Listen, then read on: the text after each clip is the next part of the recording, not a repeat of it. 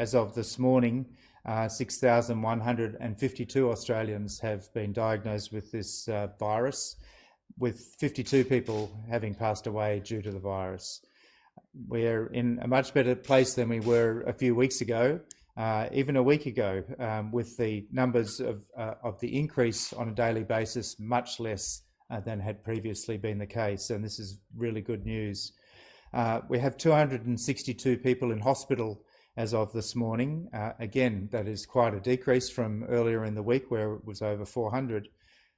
In intensive care, we have 79 people, of which 38 are on ventilators. Again, a decrease from previous days. And we're continuing to do a lot of testing, over 334,000 tests so far. How does this compare with the rest of the world?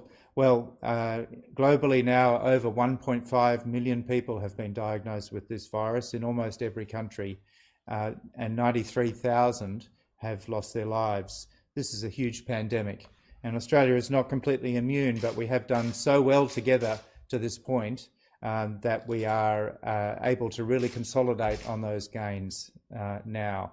So the key message for Easter is to stay at home. This is not time for us to be changing the rules in terms of social distancing and the other things we have done in society over recent weeks. It's a time to consolidate those gains and to then, of course, to consider what might happen in the future. But at this time, it's the stay-at-home message is really important. Of course, while we are staying at home and hopefully celebrating Easter in our own ways, we need to think about the people that are continuing to work, our healthcare workers, of course. But I want to give a shout out to the truckers today, because they're the ones that are out on our roads delivering the goods that we need, especially food, medicine, medical supplies, vaccines, and the like. I know that it's been actually difficult on the trucking routes in recent weeks because of the closures of various things, including some of the truck stops. So thank you to all of those that are doing those deliveries. And the final point I just want to make today is there has been some media around claims of a cure for this virus.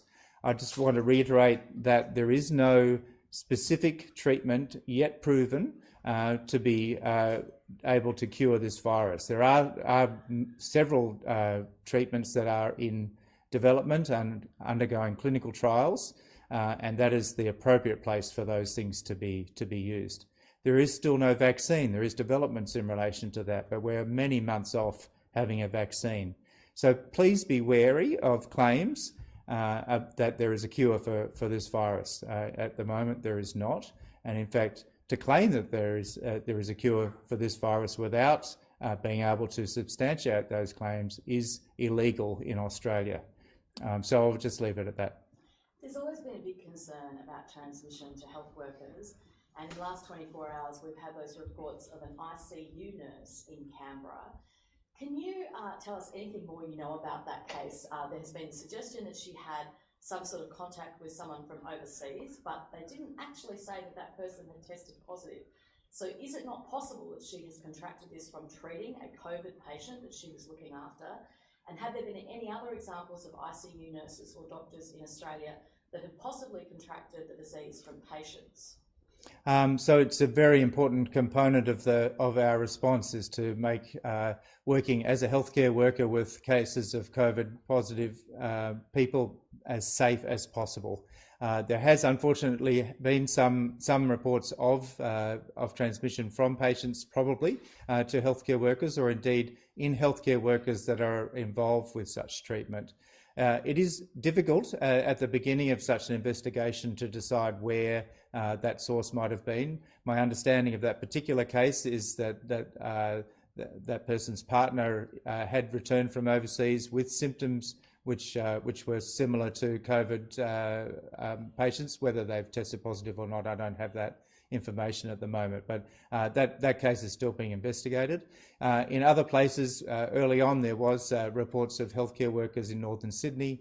The same has happened in Melbourne, and there is right now a cluster of cases in Tasmania. So we're investigating those very closely and carefully, and redoubling our efforts to make sure that personal protective equipment and other ways of dealing with this transmission of this very infectious virus is done in the best way to protect our healthcare workers. Professor Kelly, I wanted to ask you about the workforce numbers. There had been a call out for 40,000 who had been previously registered with APRA. How is that travelling? Are you seeing an increase in the number of either retired or former people who are registered who could help out? Do you still need more? How many more do you anticipate that you could need for that register? Well, it's we're certainly anticipating for the sort of scenarios that we talked about in our modelling that was released earlier in the week. And so, yes, the call out's gone out to anyone in Australia that is a retired nurse, doctor, allied health worker.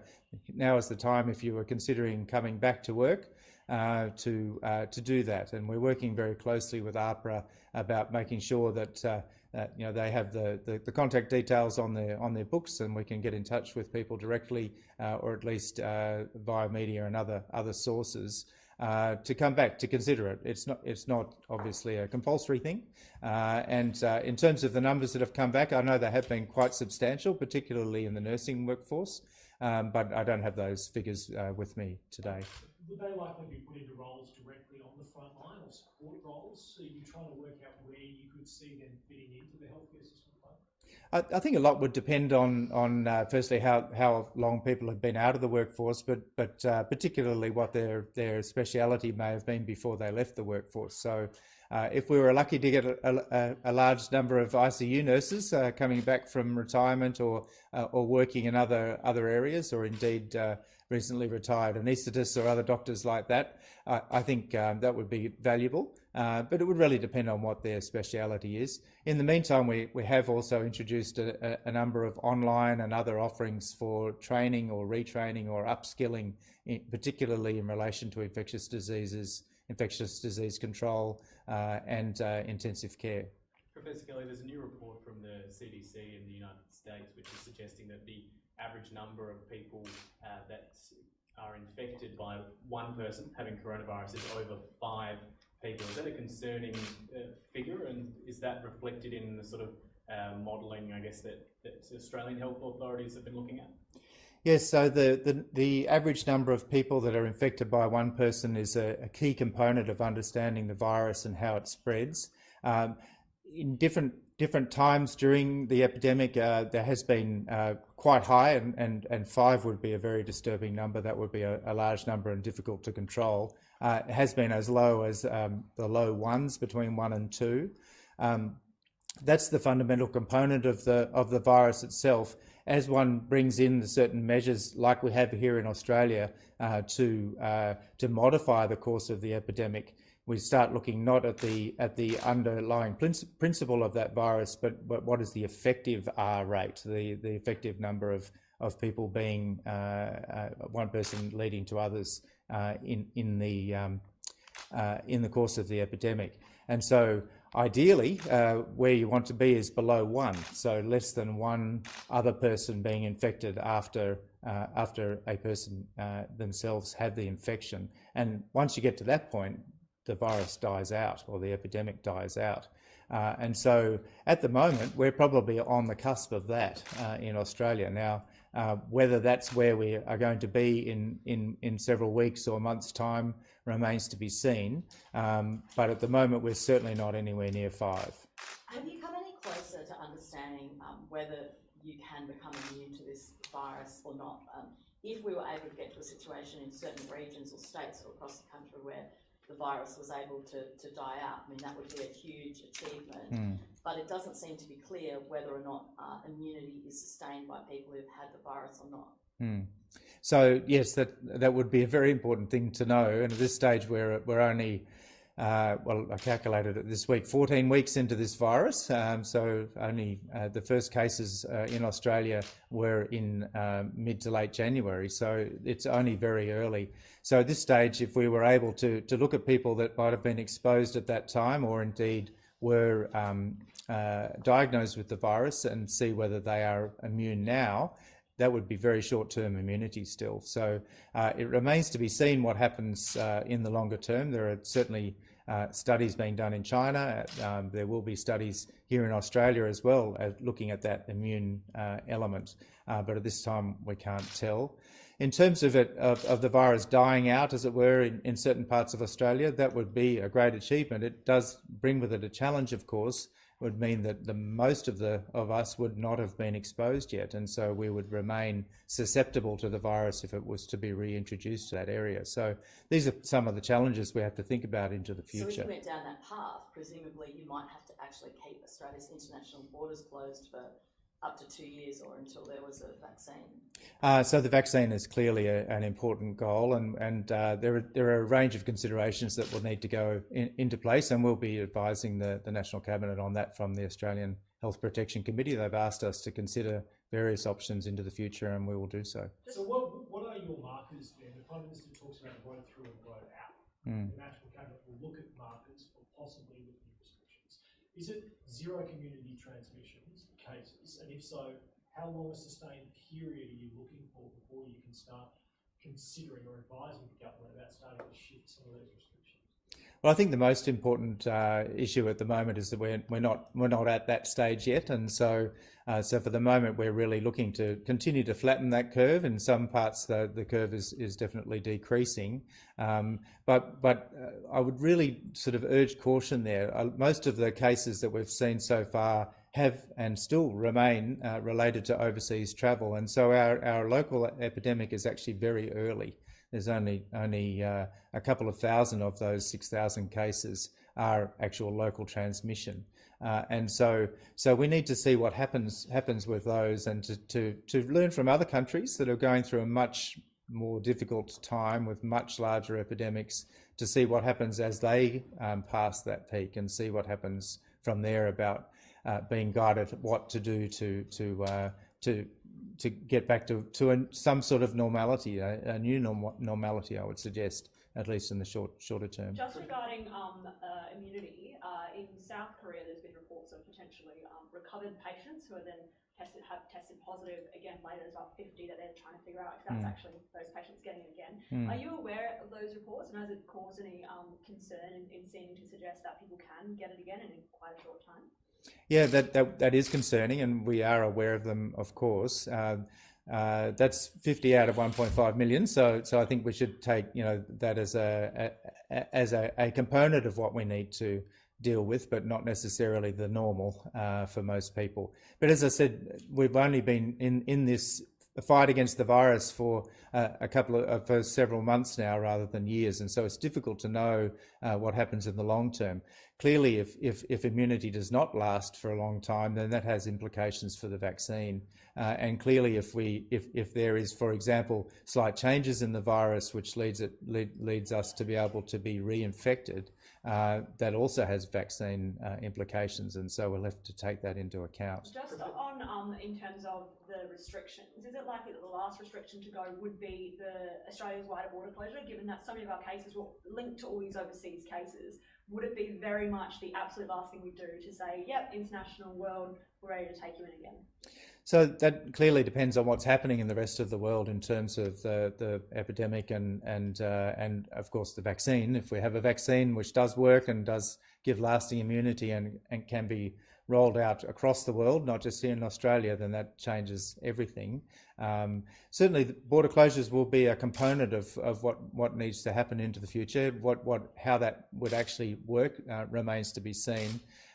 We are an island, of course, and that's our advantage, but we also do need to have our trade both back and forth to continue in the society that we love. So these are all elements that will be part of the road out, as the Prime Minister said, but it's too early to talk about that road out for the time being. Professor Kelly, the NRL has announced that it wants to restart its competition potentially as early as the end of May. Given the social restrictions that have been put in place, is your understanding that they would need permission from state and territory governments where they play to actually kickstart that competition again, or are they effectively, for want of a better phrase, law unto themselves in this regard? I don't think they're a law unto themselves. Some of the players and coaches might think so, but they're certainly part of society, and they have a part of for, as we have all done, to support not only safety for themselves but safety for all of us. I mean, to be really frank about this, we all have a place in this, and if we loosen the social distancing measures at the moment, it can have implications down the track which are not foreseen.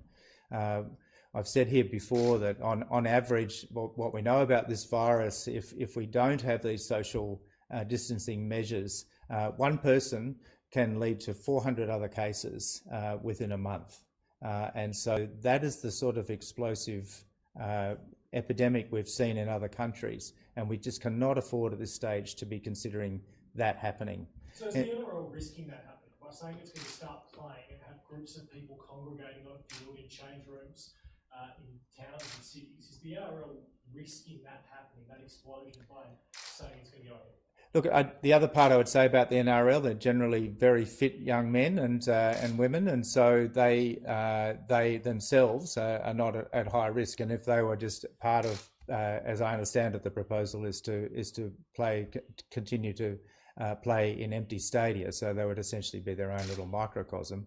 But so for them, it may not be a big problem, but there are other people around the teams, and Wayne Bennett, I think, is in his 70s, and so he would be in a vulnerable group. Ricky Stewart here with the Mighty Raiders, he would potentially be in a vulnerable group, although he's a bit younger.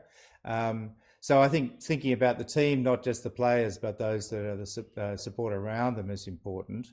And look, they're making their plans for the road out, and I encourage them to do so in other sports. But whether May is the time will remain to be seen, and definitely they'll need to get some permission to do that. What about if it was on an island? There's been this island idea proposed, but I think some people have suggested it was a bit of a fantasy to entertain us during the COVID-19 lockdown. But I mean, would it actually be safer if they were all locked away on some sort of NRL island? NRL island. It sounds like a reality show. They might continue it on, not just the playing, but what happens for the rest of the week. The mind boggles. But let's say that I think if they're by themselves and they're away from the rest of society, then that is a thing. But I'd just reiterate that the young men and women that play the game are not the only ones that will be there, and so I think they really need to think carefully about their coaching staff and other supporters, and then also to consider their social responsibility even on an island. Just want to ask one last question on schools, though. I mean,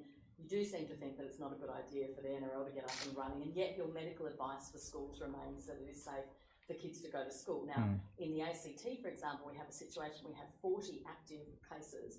The ACT government has completely shut down the normal school system, and they're going to go to a proposal of hubs where you won't even be able to go to your normal school. You'd have to drop your kid off at an unknown location. Now, is there any medical advice that you're aware of that justifies that? So we've talked a lot about schools, and the thing we do know about the virus is for children, for some reason that's not absolutely known at this stage, are not affected as badly as adults, and indeed don't appear to get sick much at all, even with the normal transmission that happens. So we on public health grounds have not advised the closure of the schools, but as we know, in almost every state that has happened, and indeed it's school holidays for many states at the moment, or school stay at home. So we'll be having more to say about schools in the coming weeks, but for the moment our advice remains the same. One last question.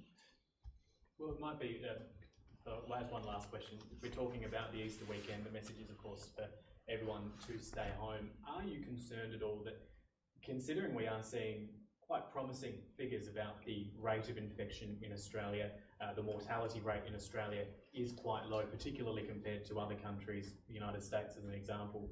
Are you concerned that people could become complacent, maybe not this weekend, but over the next few weeks, about maintaining those strict social distancing requirements?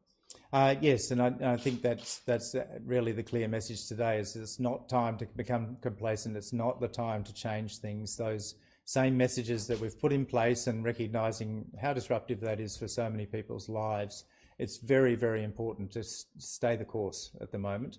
It is not time to take the foot off the brake, and we need to really consider how to go to the next phase very carefully and weigh up the pros and cons of all of that. And that certainly will be our task in the coming weeks. But for the time being, please stay at home. If you need to go out, keep your distance and minimise that going out to work, to exercise by yourself or in groups of two. And remember to wash your hands. Thank you.